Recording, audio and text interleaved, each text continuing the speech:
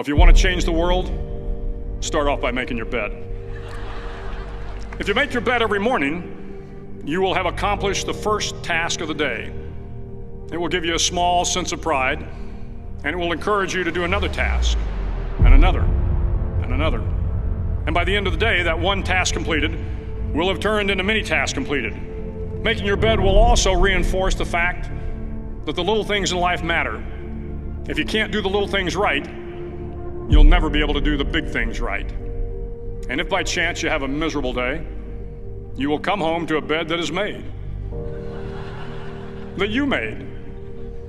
And a made bed gives you encouragement that tomorrow will be better.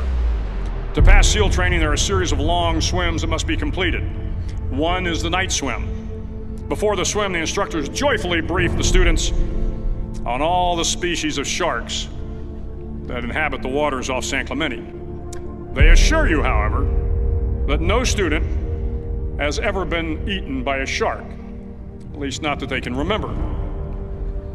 But you are also taught that if a shark begins to circle your position, stand your ground. Do not swim away.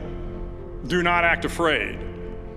And if the shark, hungry for a midnight snack, darts towards you, then summons up all your strength and punch him in the snout, and he will turn and swim away. There are a lot of sharks in the world. If you hope to complete the swim, you will have to deal with them. So if you want to change the world, don't back down from the sharks. Over a few weeks of difficult training, my SEAL class, which started with 150 men, was down to just 42.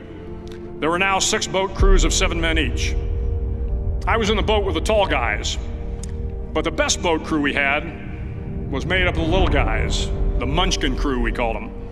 No one was over 5'5". The Munchkin boat crew had 1 American Indian, 1 African American, 1 Polish American, 1 Greek American, 1 Italian American, and 2 tough kids from the Midwest.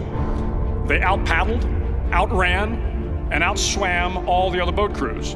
The big men in the other boat crews would always make good-natured fun of the tiny little flippers the Munchkins put on their tiny little feet prior to every swim.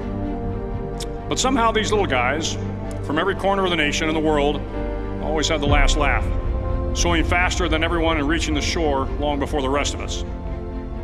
SEAL training was a great equalizer. Nothing mattered but your will to succeed, not your color, not your ethnic background, not your education, not your social status. If you want to change the world, measure a person by the size of their heart, not by the size of their flippers. The 9th week of training is referred to as Hell Week. It is 6 days of no sleep, constant physical and mental harassment, and 1 special day at the Mud Flats.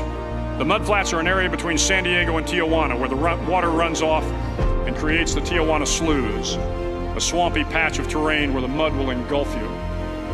It is on Wednesday of Hell Week that you paddle down in the mud flats and spend the next 15 hours trying to survive the freezing cold, the howling wind, and the incessant pressure to quit from the instructors. As the sun began to set that Wednesday evening, my training class, having committed some egregious infraction of the rules, was ordered into the mud. The mud consumed each man till there was nothing visible but our heads. The instructors told us we could leave the mud if only 5 men would quit. Only 5 men, just 5 men, and we could get out of the oppressive cold. Looking around the mud flat, it was apparent that some students were about to give up. It was still over 8 hours till the sun came up. 8 more hours of bone-chilling cold. The chattering teeth and the shivering moans of the trainees were so loud, it was hard to hear anything. And then one voice began to echo through the night. One voice raised in song. The song was terribly out of tune, but sung with great enthusiasm. One voice became 2, and 2 became 3, and before long, everyone in the class was singing. The instructors threatened us with more time in the mud if we kept up the singing, but the singing persisted, and somehow the mud seemed a little warmer, and the wind a little tamer, and the dawn not so far away. If I have learned anything in my time traveling the world, it is the power of hope. The power of one person, a Washington, a Lincoln, King, Mandela, and even a young girl from Pakistan, Malala. One person can change the world by giving people hope. So if you want to change the world, start each day with a task completed. Find someone to help you through life. Respect everyone. Know that life is not fair and that you will fail often.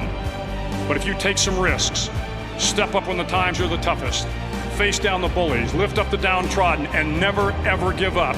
If you do these things, the next generation and the generations that follow will live in a world far better than the one we have today. And what started here will indeed have changed the world for the better.